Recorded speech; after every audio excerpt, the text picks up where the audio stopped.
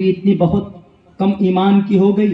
कोई मैसेज किया, hello how are you, आपकी आवाज and your voice is very sweet, I like the most. मैं आपकी आवाज बहुत पसंद, आप बहुत खूबसूरत बोलती, आपकी आवाज जितनी खूबसूरत आपकी शक्ल भी इतनी खूबसूरत। दो चार डायलॉग मार आजकल का लड़का, वो खेसारी लाल सिंह का फिल्म देखकर, और वो बेटी वाह बड़ा मनचला लड़का लग रहा। उसके बाद फोन पे ही तुम कहो तो हम चांद तोड़ कर लाते, हम सितारे तोड़ कर लाते। सितारे तोड़ कर क्या, उससे कह के तुम 5,000 रुपए कर लेकर क्या हो तो भागेगा तुम दबा। डायलॉग पे हमारे समाज के बच्चे हो लगता है कि बड़ा आशिक है, अब फौरन वो उसके चुंगल में आके, और उसके बाद होता क्या, वो फिर रातों को मोबाइल गर्म हो जाता है, घंटों तक मोबाइल ही पना मांगता। रे भाई तुम कम बात करो, मैं फटने वाला हूं। ज्यादा देर तक बात करने से मोबाइल गर्म होता है कि नहीं होता?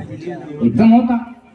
ऐसे ऐसे खड़ूस आदमी जो अपनी बीवी से बात करना पसंद नहीं करेंगे, लेकिन किसी लड़की का, औरत का, गैर महरम का फोन आ जाए है, मुंह में एकदम चेहरे एकदम खिल जाते हैं। हाँ मैडम का फोन आ गया, घंटों बातें करेंगे।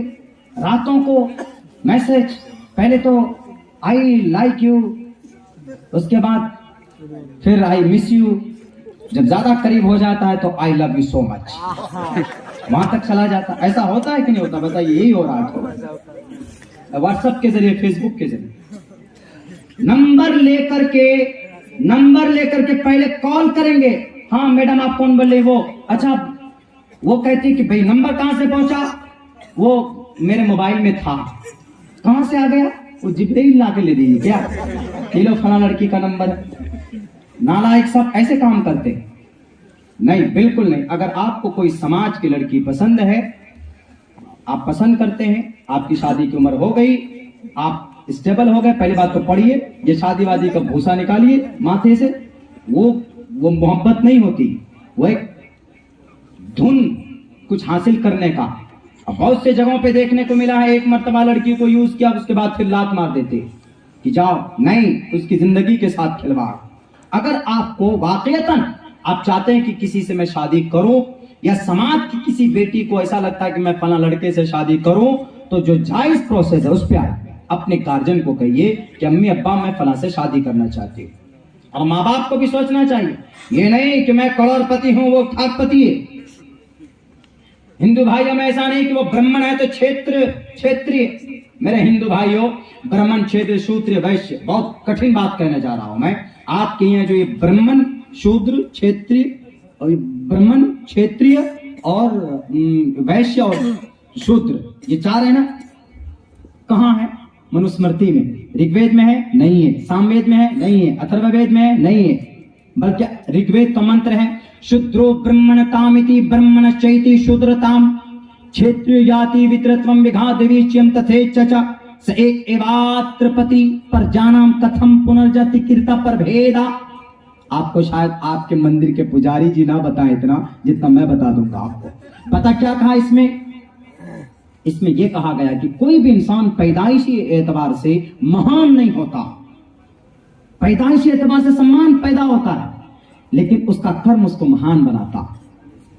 आप बता दीजिए, आप इस गांव के, इस दरभंगा शहर के बहुत बड़े आदमी, लेकिन अगर आप लड़की सप्लाई करते हैं, शराब पीते हैं, बेईमानी करते हैं, लोग आपके सामने सजदा तो करेगा, लेकिन नीचे नीचे गाली देगा, कुत्ता, हरामी, सुअर, नालायक, है ना, अंदर अंदर गाली देगा, खुश नहीं। क्यों?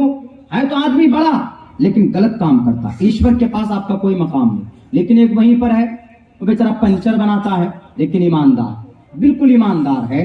तो अब बताइए, आदमी अगर जाएगा उससे काम कराने के लिए तो उसकी तारीफ करेगा, यार आदमी बहुत ईमानदार, बहुत अच्छा आदमी, अखलाक बहुत बुलंद है इसका, है कि नहीं? तो आदमी कर्म से बड़ा होता है। इस मंत्र में यही कहा गया, शूद्रो ब्राह्मण कामिति, शूद्र आदमी भी अपने कार्य से, अपने काम से ब्राह्मण के मकाम को जा सकता है। ब्राह्मण कौन? जो ब्रह्मा जी के सर से पैदा हुए। उसके बाद दूसरे नंबर पर कौन? वह क्षेत्रीय, कस्तरीय, क्षेत्रीय, ऐसे लफ्ज तीन है, लेकिन क्षेत्रीय बोल देते। वो कहां से पैदा हुए? मेरे लफ्जों में गलती नहीं होगी, कंधे से, गर्दन से, किनके? ब्रह्मन जी के, ब्रह्मा के, ये दो हो गए। तीसरे नंबर पर कौन आते? वैश्य आते।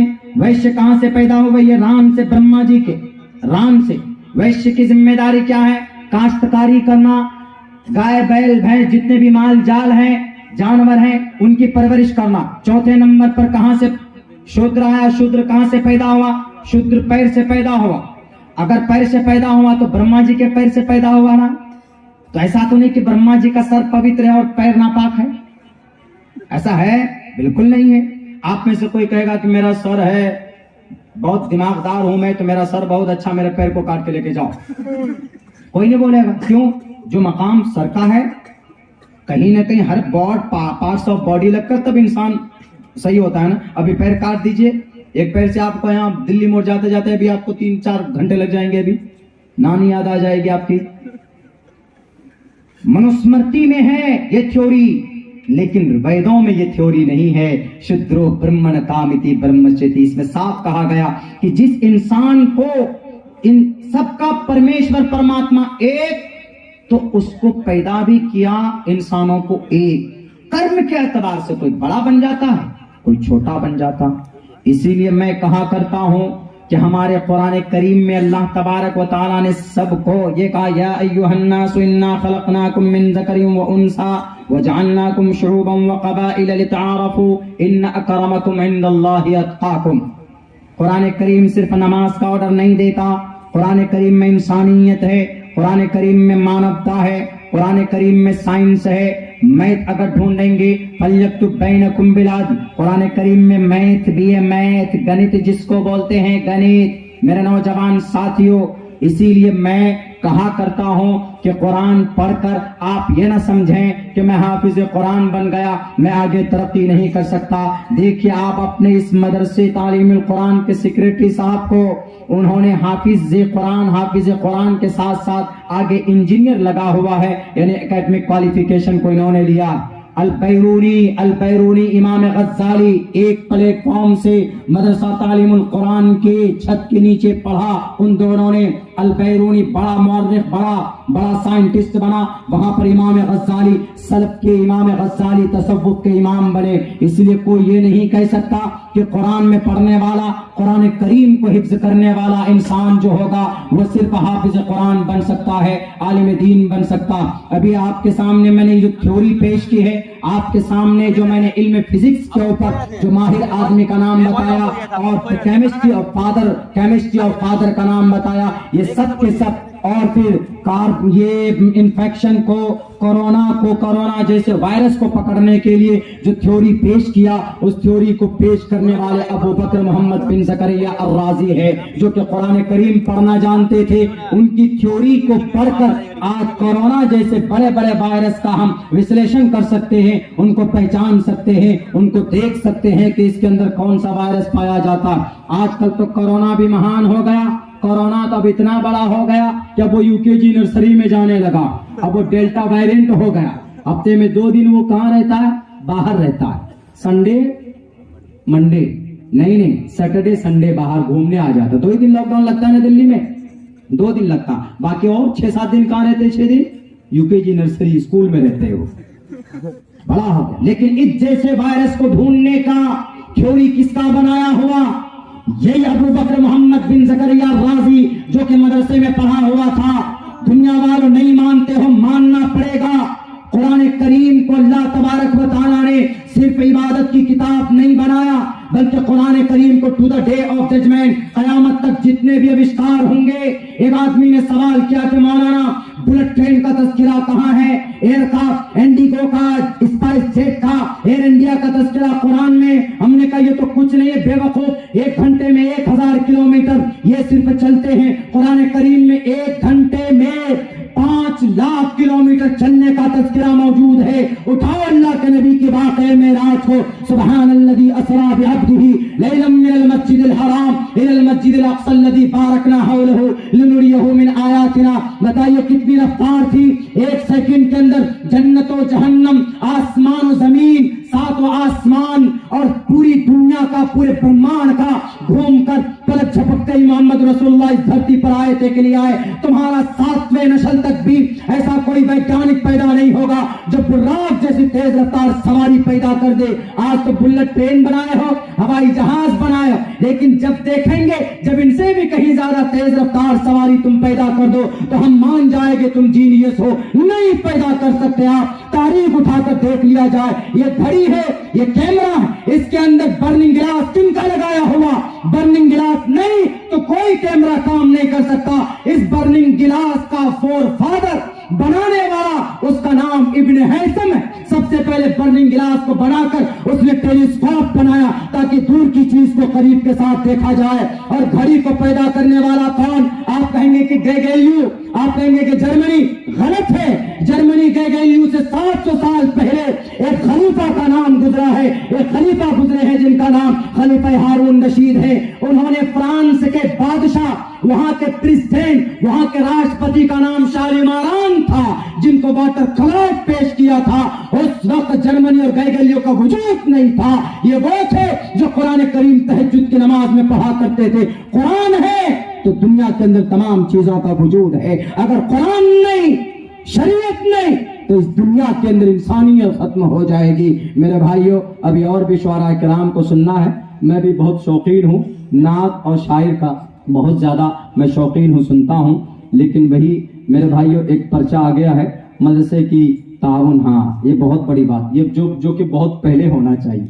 ये दस्तार बंदी से भी पहले अगर होता तो मदरसे को ज्यादा फायदा पहुंचता। मेरी बात तो इतनी आपके सामने मैंने रखी।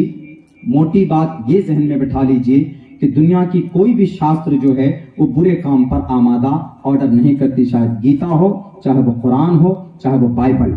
दूसरी बात, कुरान के ताल्लुक से जो गलत फहमी है कि सिर्फ नमाज है, इबादत है, नहीं, सब कुछ मौजूद है। मेरे पास अगर वक्त होता और अच्छा मौका मिलता, मैं और खोल कर क्लियरली तौर पर हिस्ट्रिकली एतबार से मैं आपके सामने रखता। लेकिन बहुत खुश हुआ मैं कि 40 बच्चे को हाफिज कुरान आपने बनाया है, सीने में कुरान करीम उन्होंने महफूज किया है। ये बहुत बड़ी बात। यकीनन यहाँ के असातिज़ा की मेहनत रही है और यहाँ के जिम्मेदार अराकीन की मेहनत रही है, और आप आसपास के जो लोग हैं उन्होंने भी ताउन पेश किया है।